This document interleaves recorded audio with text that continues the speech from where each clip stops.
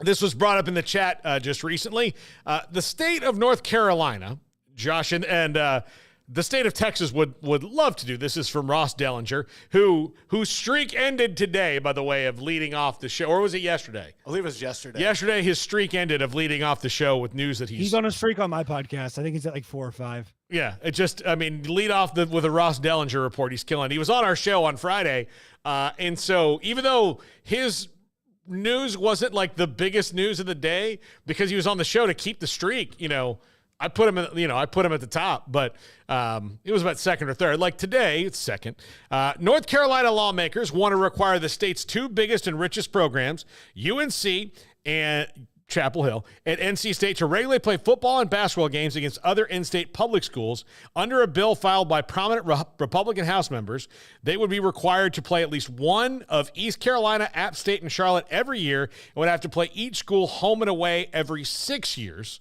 And UNC and NC State would also be required to play each other home and away every year, a nod to looming realignment.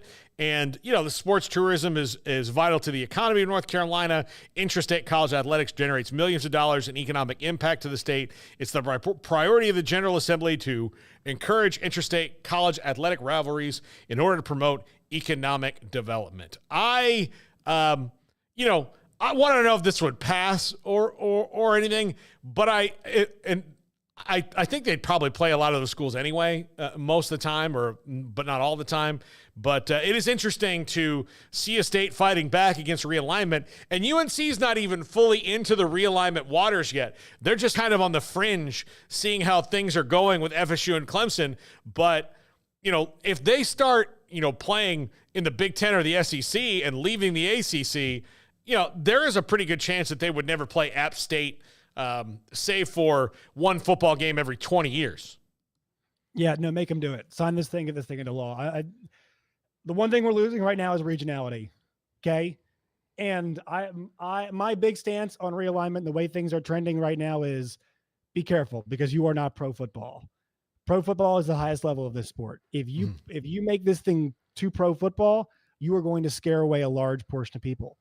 Why should App State fans care what happens in North Carolina if they're never allowed to play them, or, North Carolina is basically in a different league, full stop. Like, I think that we should encourage local competition this year. Arkansas is playing Arkansas Pine Bluff in Little Rock to start off the year.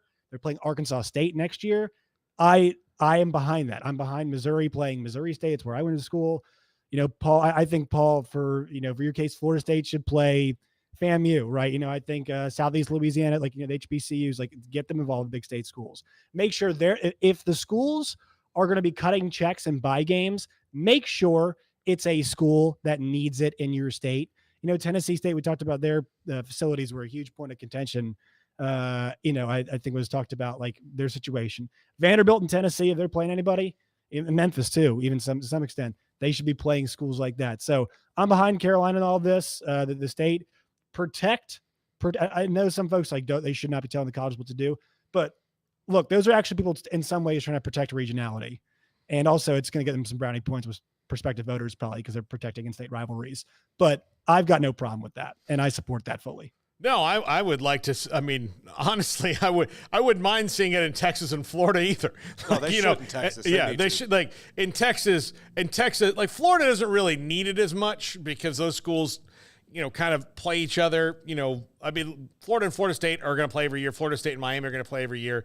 Florida and Miami will rotate around. UCF is and USF are in the mix. Everybody else is I think also they understand the value of not having to get on planes or be on planes for a long time. So if you're in Gainesville and and you've got to go down to Miami, or you have that one random 3-1 where you do have to go to FIU or FAU for something, which probably wouldn't happen. You'd probably play them on a neutral site or something like that, if anything. But value the easiness of not ever having to leave the state for any reason. Florida, all the schools I think would like to play USF if USF really sucked, and they only suck for little stretches at a time. The schools will fight it because Carolina and NC State do not want to have to play App. No, they don't. That is not a game you want to play. It's not a team. I mean, we saw them go to A&M. I know A&M was bad, but they went to A&M and beat them. We all know the Michigan game too, but like App's been a solid program basically regardless of who's coached it for better part of what, a decade now, like decade and a half. Mm-hmm. They don't want to play App, which I understand. Yeah. But I think, it'd be good if they did. Yeah, I wouldn't. I mean, like, I get it, not wanting to play them. I mean, they have enough wins over their time of playing schools like that where it's going to make it nerve-wracking. And the Power 5 or the Power 4 and the Group of 5, the Power 4 is not going to help them more. Like, every chance they're going to get to screw them, they're going to. Just look at the settlement that was about their athletes, and they're like, yeah, but you're still going to pay for 40% of it, even though 90% of the bill is going to people who played at our school. So like it's they're going to find every way they can to screw them. So I support it, especially Texas. Like, if you don't, like, again, Baylor and TCU would not be in this because they're not public schools, but A&M would never, like, if you told them that, like, you passed a law where they never had to play Tech again, they would vote for it 100%. Oh, yeah, they don't want because to play Tech. They hated playing them. They hated Tech playing always them. got them too. Tech would always kind of get, like, Tech. You think they want to play UTSA? Yeah, no, absolutely not. But like A&M and Tech, like, it was a huge rivalry for Tech. It was not for A&M. A&M, when they were, in the Big 12, in the SWBC, really only had one rival. It was Texas. Like, everybody else was kind of a rival, and they would kind of, do things. But bottom line is, like, Gig'em that they say was about TCU. Yeah. But the bottom line is, it was all about Texas. It was all about Texas. And so, they would roll into Lubbock quite often and go like, oh, well, we're, this is a bad Tech team, or we're better than them. And then Tech would get them, and then their season would be kind of derailed. I know Tech probably cost them a BCS game or two back in the day. Because Mike Leach loved to beat A&M more than it, like, even more than beating Texas. He loved to beat A&M. He loved it. And so if you told A&M that they had to play Tech once a decade, like a home and home, they'd be like, crap. And look, Texas doesn't want to, like, Texas might play them again, but Texas doesn't want to play TCU, and they don't want to play Baylor, which wouldn't affect it. But they don't want to play Houston. They don't want to play, like, they don't want to have to be forced to play UNT and UTSA, especially as things maybe shift and those teams get good enough to where they can get you once in a while, which hasn't happened to them yet, but you never know. But yeah, they don't want to have to do that. That's why they want to. I would caution betting against Willie Fritz. He's basically won everywhere he's been. Yeah. I think Houston under him will be just fine. And I mean, Jeff Traylor's still at UTSA. So like, yeah. Yeah.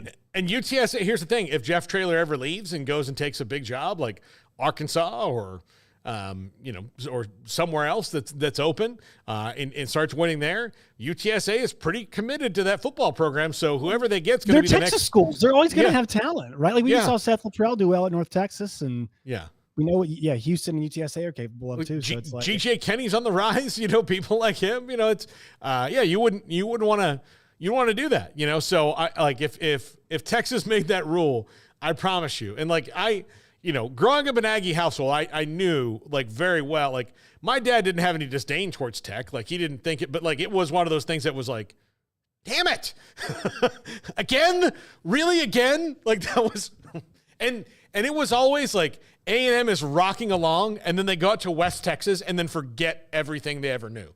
Like it's just like, oh, we saw tumbleweed. Oh crap.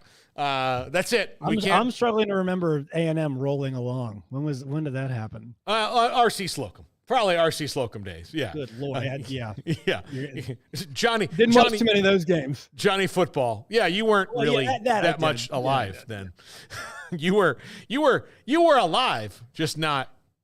Yeah, but when Johnny football was at A&M, it wasn't like it was a continuation of what they've been doing. It was just like, here it comes, it's up, then all of a sudden it was down. Oh yeah. I mean, that was I mean, he is the definition of college football, one hit or like, short time. He's the Dexy's Midnight Runners of college football.